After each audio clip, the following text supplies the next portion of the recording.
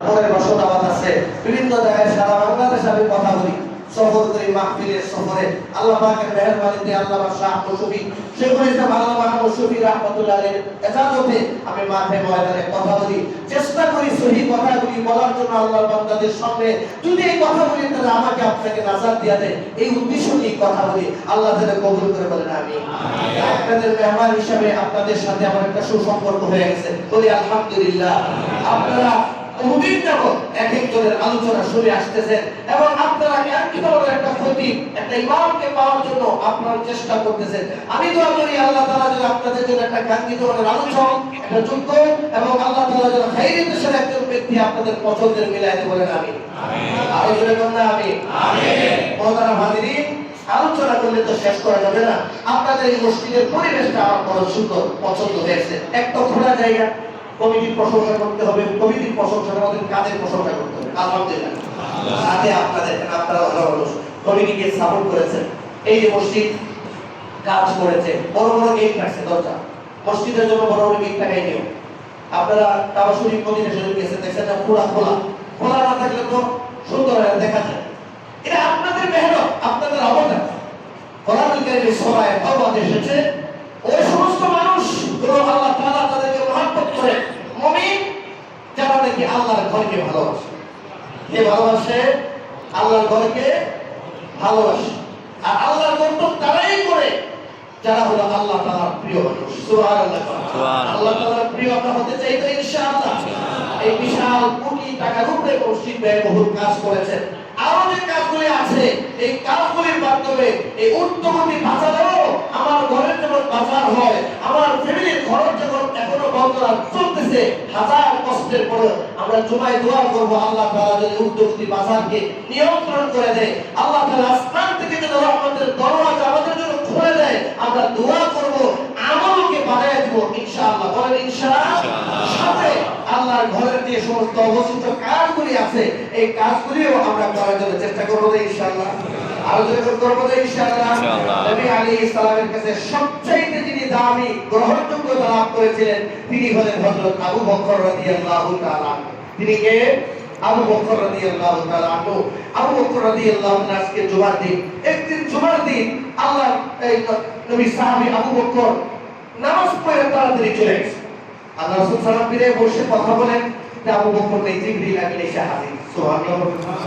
জিবরিল আমিনের গায়ের মধ্যে একটা চলার চট, ওই আপনাদের সিঁড়িদের বিছানো আছে, এটা কি করে? চট। এই চটের জামা দিয়ে উনি জিবরিল আমিন একটা চটের জামা গায়ে দিয়ে হুজুরের কাছে আসছে। আমি আপনাদেরকে জিজ্ঞাসা করি, জিবরিল আমিন টাকা পয়সা অভাব আছে? এই যারা বুঝে তার বাকিরা বলে হ্যাঁ, সবই কথা। জিবরিল আমিনের কি অভাব আছে? সমস্ত খাজানা আল্লাহ এনে দিয়ে রাখছেন। আর যদি সাহেবরা শোনেন আল্লাহ বুঝে আপনাদের সাথে দেখা করতে পারবো না, এটা পারবো কি পারবো না? আজকে জিবরিল আমিন একটা চলার চট কইরা মসজিদে নববীতে হুজুরের সাথে এসে দেখা করতে আসছে। আল্লাহু আকবার। আল্লাহর নবী জিবরিল আমিনকে ডাক দিয়ে বলেন, ইয়া জিবরাইল, আজকে কেন তোমার এই হালাত? জিবরিল আমিন চোখে পানি ছেড়ে দিয়ে বলেন, ও আল্লাহর নবীজি, এটা শুধু আমি জিবরাইলের একা নয়, মালিক আল্লাহ তাআলা আরশে আজিমের মালিক, আপনার বন্ধু, দুনিয়ার বন্ধু, হিজরতের সাথী, জান্নাতের বন্ধু যিনি আবু বকর, তিনি আজকে চলার চট পরিধান করেছেন। আল্লাহ তাআলা সকালে এলান করে দিয়েছে, আসমানের সকল ফেরেশতারা যেন চলার চট পরিধান করে। সুবহানাল্লাহ। রাজনীতি করো, নেতাকে খুশি করার জন্য নেতার পোশাককে ভালোবাসো, কোনো আপত্তি নেই, পোশাককে ভালোবাসো, নেতার চলাফেরাকে ভালোবাসো, এটাই স্বাভাবিক। জিবরিল আমিনকে জানায় দিয়ে বলেন, আমার আবু বকর নবীর বন্ধু আজকে সালাত চট পরিধান করেছে, আবু বকরের সালাত সত্তা যেন সম্মানিত হয়ে যায়। জিবরাইল, প্রথম আসমানের সকল ফেরেশতাদেরকে বলে দাও, জমিনের সকল ফেরেশতাদেরকে বলে দাও, আবু বকরের সম্মানার্থে যেন সকলেই যেন সালাত চট পরিধান করে। দুই নম্বর, জিবরিল আমিন কোন মানুষের কাছে আসে না, এটা কোনো পারমিশন নাই। জিবরিল আমিন শুধু নবীদের সাথে দেখা করে। কার সাথে দেখা করে? নবী। কার সাথে? নবীজি। নবীদের সাথে দেখা করে।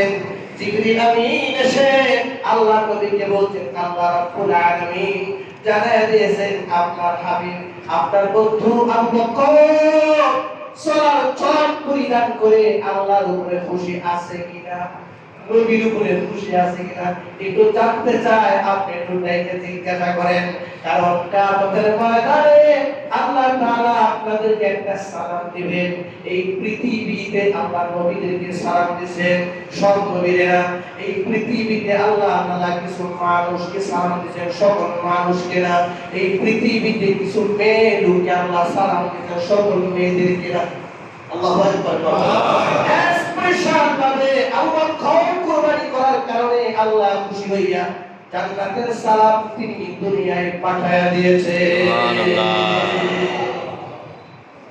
জিবরিল আমিন নাযিল হয়ে গেল, তাকে আবু বকর আসলো। আবু বকর তুমি খুশি? চোখ দিয়ে পানি ছেড়ে দিয়ে বলেন ইয়া রাসূলুল্লাহ কেন খুশি হব না?